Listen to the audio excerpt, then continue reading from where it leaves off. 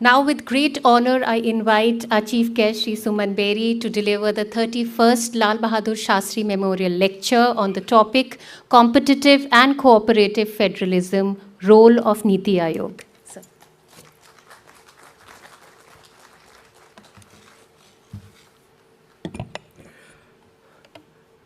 Shri Anil Shastri Ji, Honorable Holding Trustee and Chairman of the Board of Governors, Lal Bahadur Shastri Institute of Management, Shri Sunil Shastri, esteemed Trustee of the Lal Bahadur Shastri Memorial Trust, other trustees in the audience, and members of the audience. It is indeed a privilege to deliver this 31st Lal Bahadur Shastri lecture today. I am humbled to be included in the pantheon of giants such as former President Shri Ramnath Kovindji, who delivered the lecture last year, or many years ago, my esteemed friend Lord Meghnad Desai. Through the steadfast comment of the trustees, the values and legacy of Shri Lal Bahadur Shastri Ji continue to inspire succeeding generations. And it is therefore an honor to engage with you and with members of the audience and to acknowledge your own significant contributions to public service and education.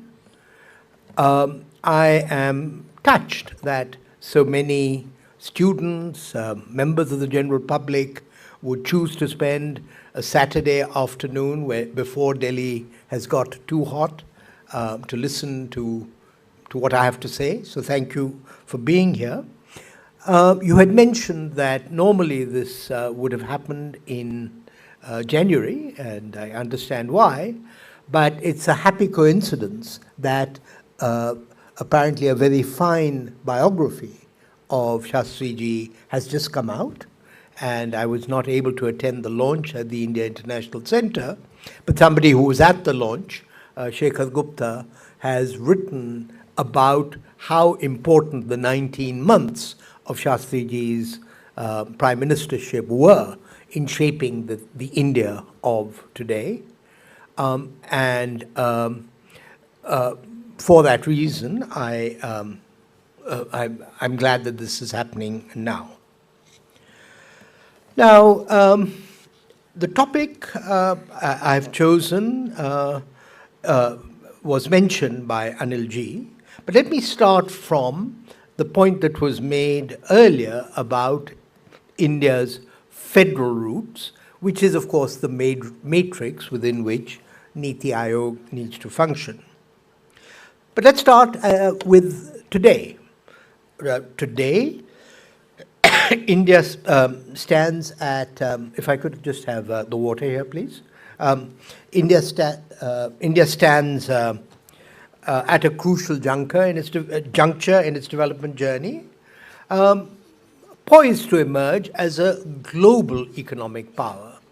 And I think it was important for me to come to you after touring the Lal Bahadur Shastri Museum and Memorial, because frankly, the mid-60s were desperate times for India economically.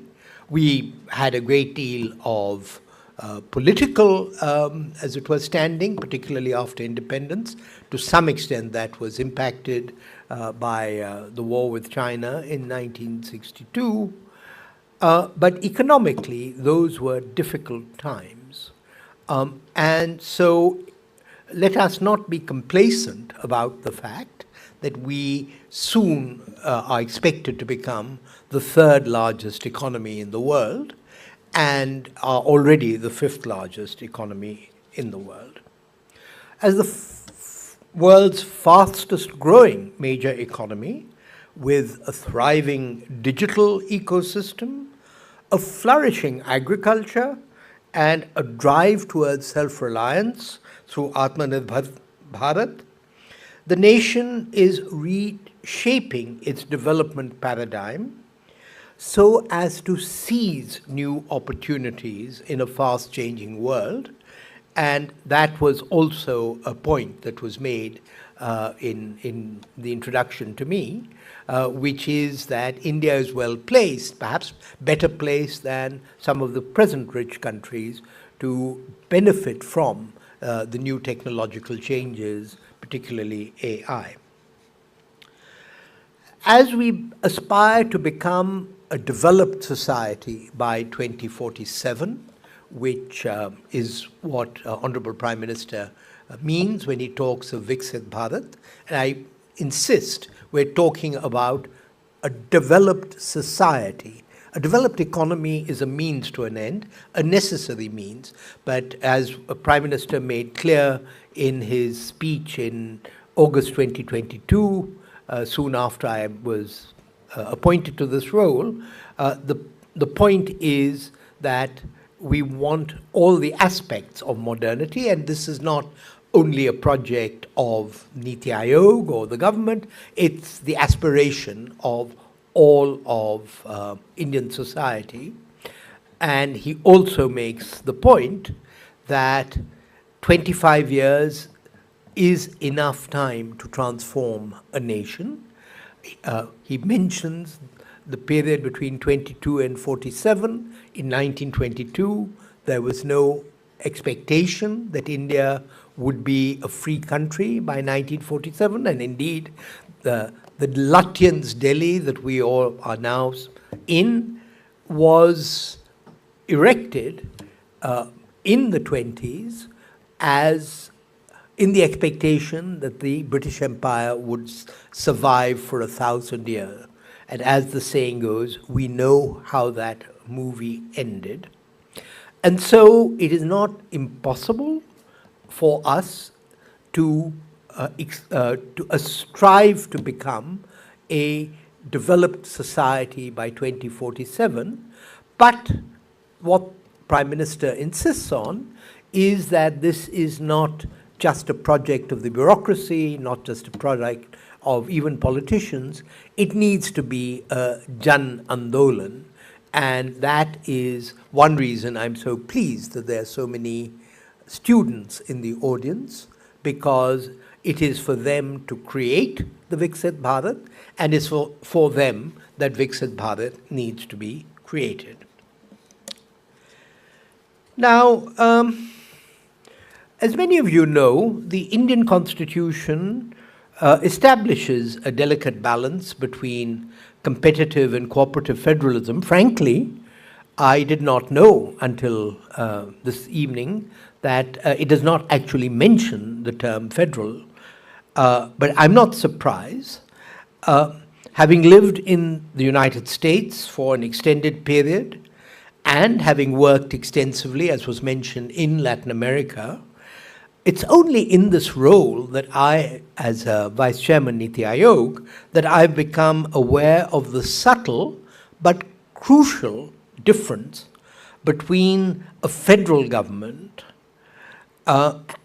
where the United States of America, United Mexican States, the Brazilian Federation, the Argentine Federation, these were individual states that came together to invest powers in a central government. As all of you know, the Indian story is different.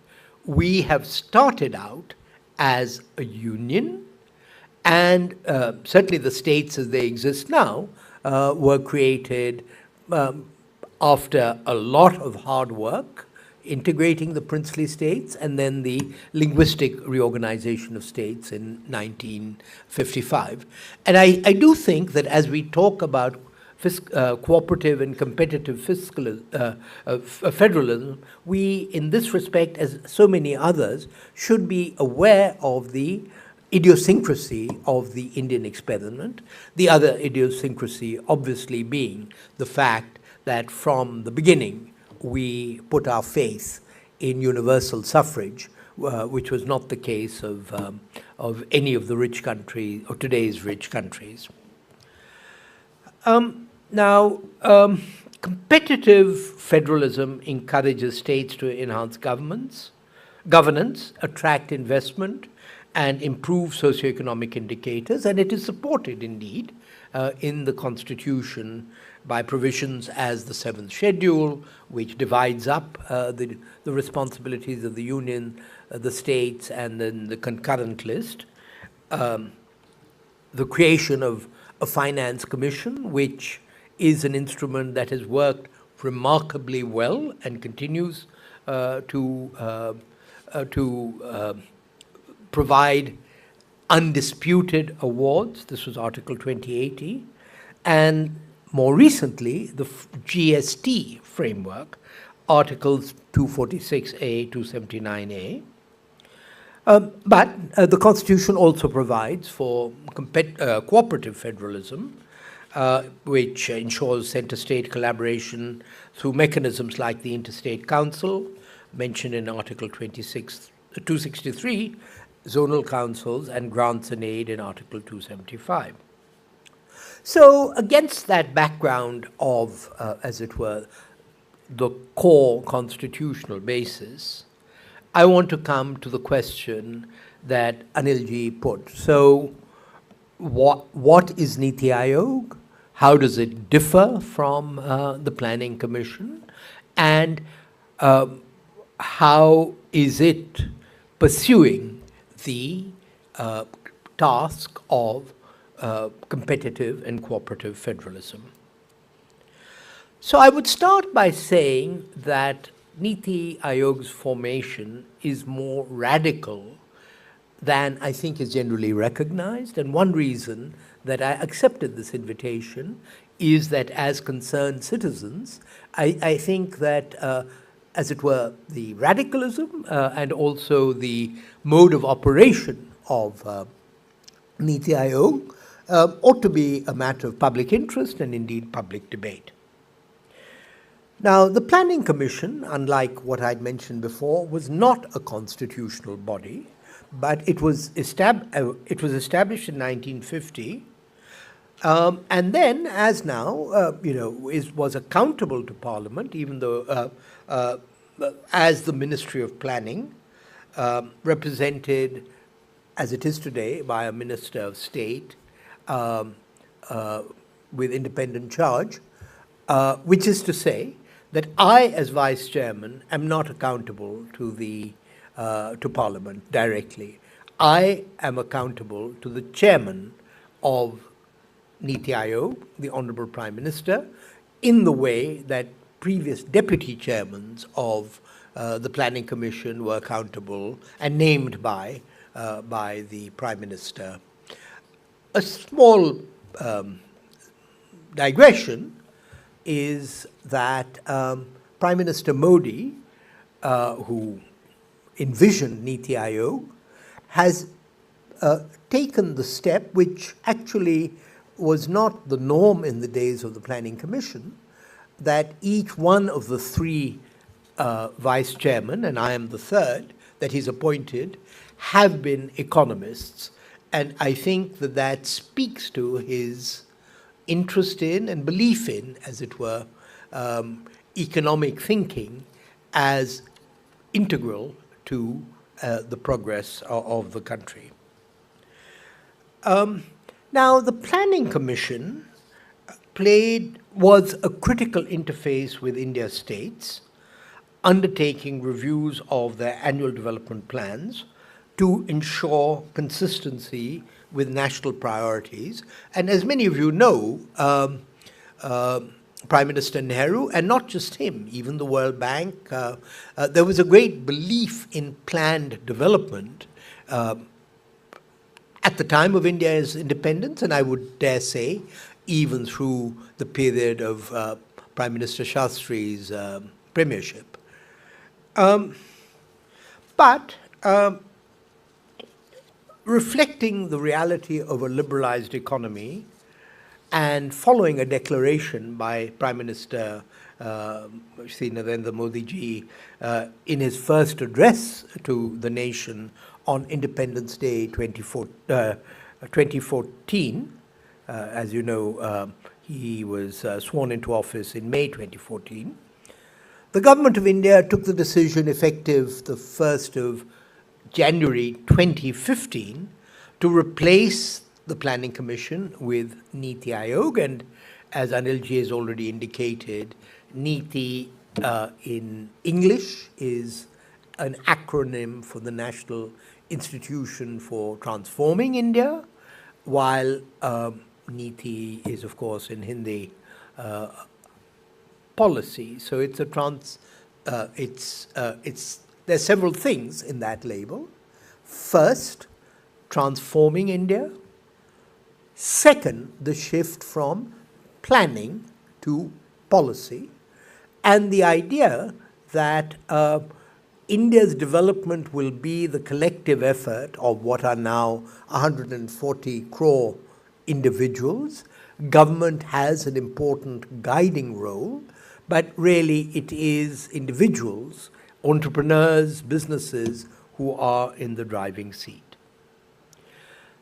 To come back to why this is radical, I want to point out that this shift was not primarily or only an administrative restructuring, although NITI Aayog is a much smaller institution than the Planning Commission it replaced, but it marked a paradigm shift from a centralized top-down approach to a dynamic, participative, and state-led governance model. And as Prime Minister Modi noted at the time of NITI's formation, through NITI Aayog, we bid farewell to a one-size-fits-all approach towards development. The body celebrates India's diversity and plurality. And I don't think I need to point out to this audience that this decision came from somebody who had been the chief minister of a state for 10 years and had, to some extent experienced the dynamic of interacting with the Planning Commission as a chief minister. And so this is quite important. By suspending financial disbursals, NITI Aayog has transferred accountability for their development to the states. And in what follows, I will describe ways in which NITI now, with what tools and what interactions, attempts to support states at their invitation and at their initiative in their development journey. So I come now to NITI for states, the cooperative federalism, and the competitive bit will come a little later. I sometimes call NITI a intellectual startup because even though in January we celebrated 10 years, it remains and should remain an institution in evolution. And indeed, one of the remarks Honorable Prime Minister made to me, while I was being considered with the job, was Manmohan जी भी सोचते थे कि ये इस बदलाव की ज़रूरत है. So there was a sense that the Planning Commission had got a little stuck in a way of doing things. So we are still experimenting, and what I'm going to describe is the current state of play. And at the end, I'll make a few remarks about how I think this might need to evolve in the future. So NITI Aayog today, I would say, and this is available on our website in our annual report, which is laid before Parliament, was laid before Parliament in the budget session. We operate on 4 key mandates, and I'm ranking them on the basis of what I'm going to talk about. The first, which is my topic, is strengthening cooperative and competitive federalism. But the three others are promoting knowledge and innovation and encouraging research-driven policy making, driving transformational change, and the monitoring of schemes underway and evaluating their impact at the ground level. And because in my limited time and to leave time for questions, I want to focus on cooperative and competitive federalism, the other issues I will take up if in the question and answers if there's interest. Now, I want you to think in some ways of a waterfall or a cascade, which is to say there is an apex body which is supported by other mechanisms, and that then provides the, if you like, the legitimacy and the platform for us to engage with states in many ways. The apex body is what we call our governing council, which meets once a year under the chairmanship of Prime Minister Modi and has on it the chief ministers of all states and administrators or lieutenant governors of UTs and administered territories. This forum symbolically and substantively ensures a unified national development narrative reflected in the phrase Team India. I've been honored to be a participant now at 3 meetings of the Governing Council, and it is frankly impressive and humbling to see chief ministers converse amongst themselves and with the Honorable Prime Minister as committed development practitioners. The newspapers obviously focus on politics, the political differences and all of that, but I can say that one of India's great institutional achievements is that there is ultimately a deep consensus on the need to transform India, the need for India to grow, and that is the side of India that I'm privileged to see at the Governing Council. Now, one of the innovations that Prime Minister Modi instituted more or less as I joined in 2022 is much deeper preparation for meetings of the Governing Council. The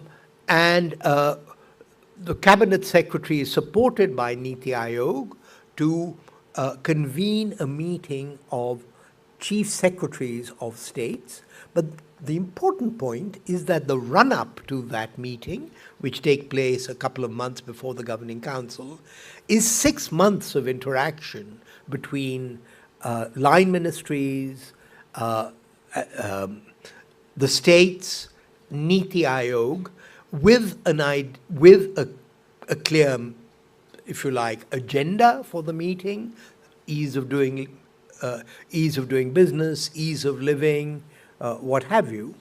And this is, I've been told by chief secretaries, a new and very valuable way in which they learn from NITI, they learn from each other, and there's a huge amount of, as it were, stakeholder consultation that goes on. I want to say all of this because it is by these means that the bureaucracy, if you like, supports the political heads, the chief ministers, in chalking out a direction for their states, which is consistent with a national agenda. Now, from this apex, what cascades down, and this has been, in a sense, under evolution, is a series of interactions between NITI leadership, myself, our four members, our CEO, and project directors, and the states. And I will just, to leave a bit of time for question and answers, go through some of the initiatives. So, the systematic interaction of NITI Aayog with state governments has gotten formalized, or has not formalized, but has been given shape through the creation of what we call state institutions of transformation, which form part of a much expanded state support mission, which gets a line item in the union budget. But it is very much is consistent with the philosophy of demand-led support and decentralized decision-making. And to date, 28 state institutes of transformation have been notified. Why do states feel the need to do this? I would say partly because they are encouraged by NITI Aayog's own transformation, and they believe that they're now, to some extent, not obsolete, but that their planning units, which tended to exist to service the annual plans, that they also need modernization now. And it is turning out to be the case that in the way that, NITI helps the Prime Minister think about the national growth agenda, the state institutes for transformation, they're getting started now, are meant to be a resource which is supported by NITI and local academic partners to work with states for their development agenda. Additionally, NITI this year has launched a state NITI workshop series, and these workshops, held across India with active participation from states and international agencies, have focused on themes relevant to the socioeconomic development of the states, UTs, in emerging areas of national and global interest. In this year, over 30 such workshops have been conducted, covering diverse topics such as India's fishery sector, border security, artificial intelligence, and more. And such interactions are an important platform for cross-learning. So, Kerala's strategic branding in tourism, which has turned the state into a prime travel destination, serves as a case for other states looking to enhance their tourism industries. And those of you who want to pursue this should know that there is now a NITI for States portal, which is online and is accessible to make comparisons between states and districts.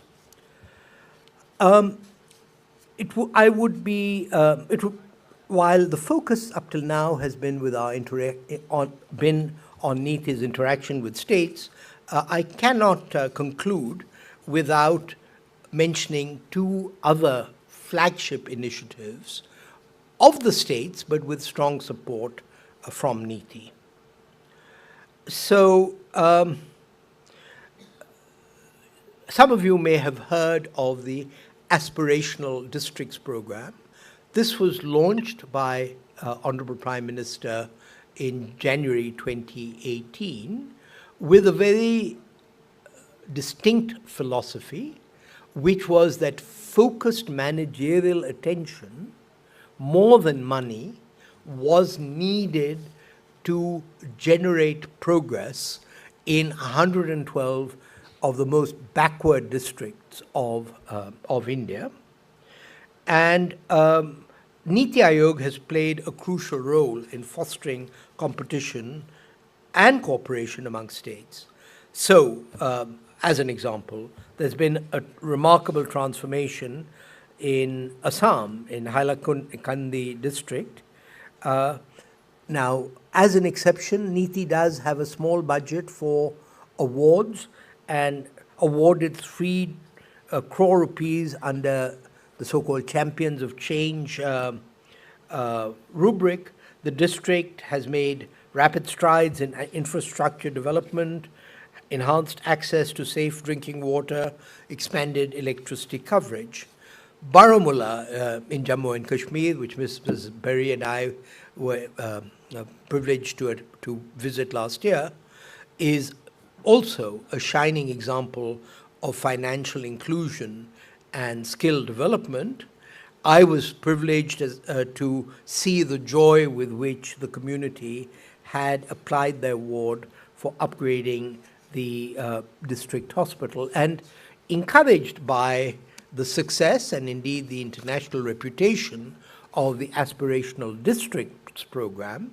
Prime Minister launched in January of 2023 an aspirational blocks program. I mentioned that aspirational districts were just 112 in number out of 700 districts in India. Aspirational blocks, we've selected 500. And the underlying philosophy remains the same, that focused attention on key indicators supported by data and some comparisons will produce, as it were, results through the administrative infrastructure, although in the case of aspirational blocks, we do have much more engagement with the panchayats. Now, I've talked a lot about the cooperative dimension. Let me say that it is intrinsic to the Prime Minister's sense of how you get performance at the state level without handouts, as it were, without the danda, if you might like, of cash payments. Here, NITI has succeeded in establishing itself as a neutral source of various kinds of indices which compare the performance of states. Of these, I would say that a recent index is a fiscal health index, a national multidimensional poverty index. But of all of these, I would say it is what NITI does in the Sustainable Development Goals that has turned out to be the most powerful.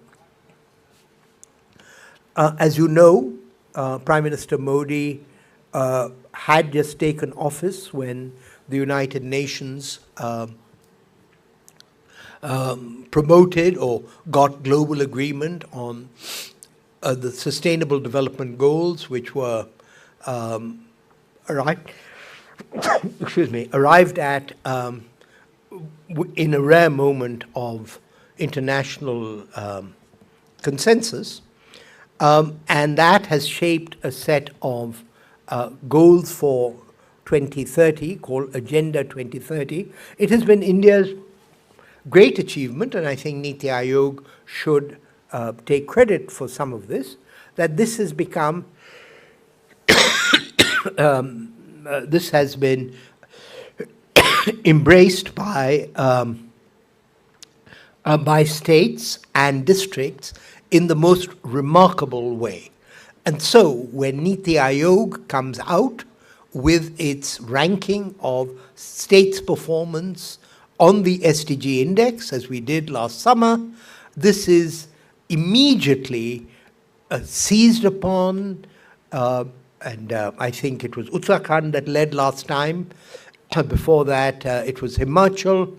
And what I can say is that this has proven to be a very important stimulus, a political stimulus at the state level for, for policy action based on the indicators. Now, we do get complaints, and it's a sign of how seriously it's taken. Oh, well, you didn't use our latest data, we've done so much better, etc., etc. But just to say that it is by creating a culture where people wish to compete with each other on development performance that you can reconcile accountability at the state level with a sense of political urgency. I'm out of time, and I would just conclude with two final points. One is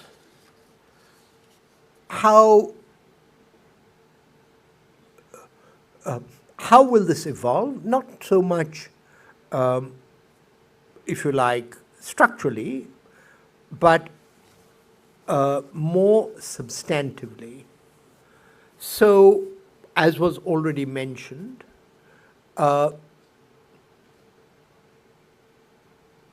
it is very important for India to maintain and, if possible, accelerate its growth performance.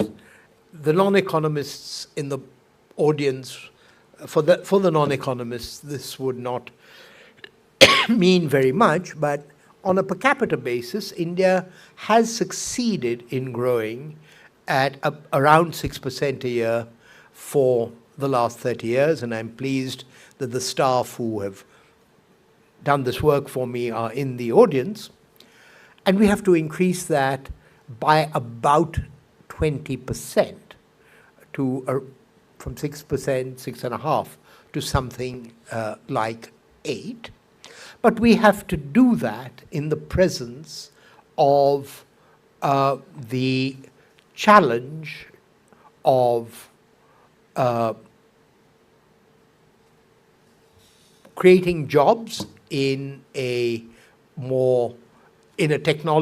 technologically fast advancing environment, and the challenge of climate change. And let me just indicate what it is about climate change that is going to require even more decentralization.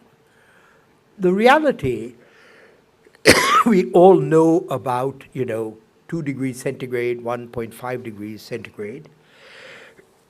But what we are seeing, and we're at the beginning of summer here, is that weather, perhaps more than climate, is becoming much more unpredictable. Which is to say that regions that had to deal with drought can sometimes have to deal with floods. You would have seen in Dubai that they had to close down the airport because there was a flood that they were not expecting to. 100-year events are happening every 5 or 7 years. Why is that relevant to what I've been saying? It's relevant because it means that the design of our schemes has to become more flexible. And it is building in this flexibility in cooperative and competitive federalism that is going to be the challenge going forward. Just because of my throat, let me just conclude by summarizing what I hope you will take away from this audience, from this address. First, that NITI Aayog deals with states in a very different way from the Planning Commission. And while it also has an interface with line ministries and an interface with the Prime Minister to whom we report, I would say that for the great bulk of the citizens of India, it is that transformation in the relationship with the states that is key. The second point is that it's a question of winning states over with ideas rather than money. And this is a way of establishing accountability. And the third point is that engagement cascading from the Governing Council and the Chief Secretary's Council results in a very fluid dialogue between myself as Vice Chairman and the Chief Minister, our domain specialist members and the line ministries in the states, and then of course our Chief Executive and the staff that he mobilizes. So the proof of the pudding ultimately will be in the eating, whether we can grow faster and whether the states which are, if you like, less affluent at the moment do better than the states who are currently more affluent, but that only time will tell. So thank you for your attention, and let me return to my desk, to my seat.